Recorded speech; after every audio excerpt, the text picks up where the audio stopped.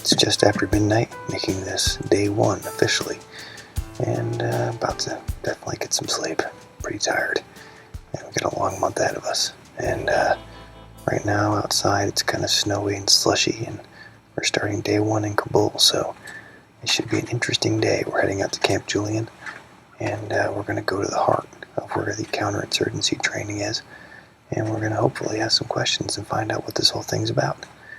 So I'm going to retire, and I'll see you in the morning.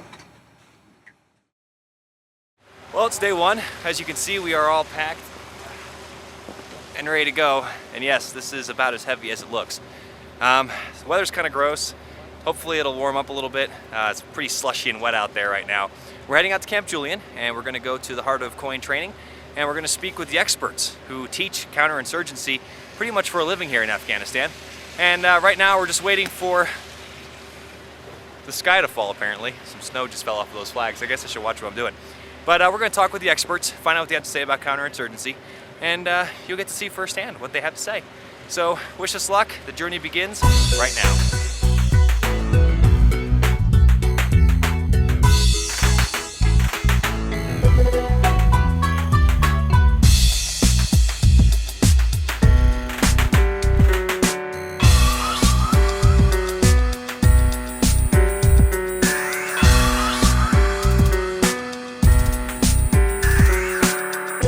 How is counterinsurgency different than how we've been fighting in Afghanistan for the previous 8 years? How is this mindset different from what we've used before? Counterinsurgency here is not about TTPs. Counterinsurgency here is a mindset. It's how you approach the population. It's the approach that you use as an individual and your organisation in how you deal with locals on the street, the interpreters that work for you, or the cleaners. It's the ANA or the ANP that you might be partnered with when you're doing your patrols. It's everybody here, and it's how you relate to those people. So you could be the best infantry person in the world, but if you're not conducting your patrols in a population-friendly manner, then you're actually still not effective. So it's about a different approach rather than skill set. So it's an attitude. Okay. And why is that particular attitude so important here in Afghanistan?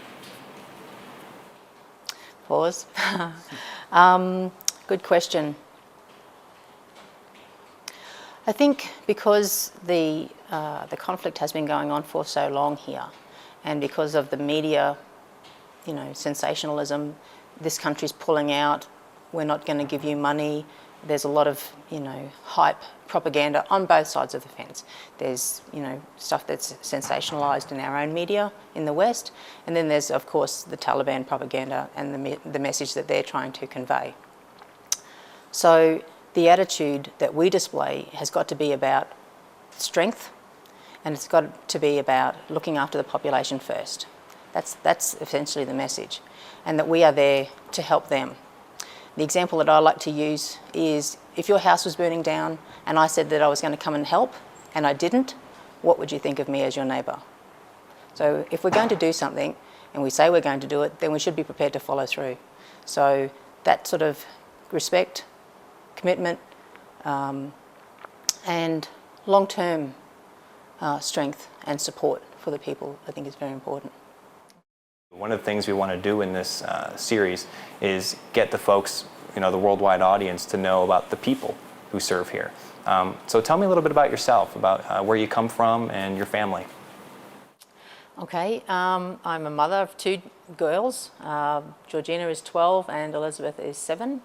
Dad is at home, taking care of them while I'm here. I've only got a 6-month deployment, which is just long enough actually to be away from my family.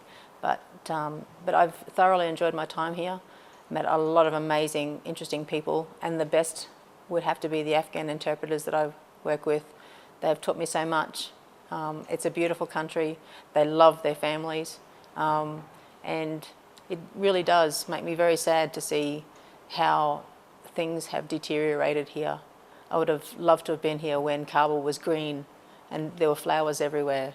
But walking around the place, you can see that there's construction happening. People are wearing brighter colours. There's a lot more stuff in the market, And yeah, things like that are signs of hope. Certainly makes you appreciate what you have at home a lot more. Yeah. We're just wrapping up day 1 out of 30 through Afghanistan. And I hope this has been a learning experience for you, as it has been for Nate and I. Day 1, we focused on the Pillars of Counterinsurgency at the heart of where it's taught here at Camp Julian. And one thing that we seem to get from this is that it's just about being human. Have a connection with the Afghan people. Be yourself. Let them know who you are, and why you're here, and how you want to help them. So we're going to see how that's done across the country as we travel from the highest levels to the lowest levels. And I hope you join us for that. Also, if you have any questions you'd like to have answered directly from Nate and I, go to the forum and there's a questions and answers tab. If you have anything you want to post on there that you'd like us to either answer ourselves or from one of the experts we meet in the field, that's the place to do it.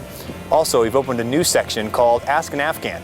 And the cool thing about this is now you have an opportunity to get an Afghan perspective directly. We have 2 interpreters that we've met out here that are really excited about this project, and they're really excited about sharing the Afghan voice to the world. So that's your opportunity to talk directly to them, and we hope you take it. Well, that's it for day 1.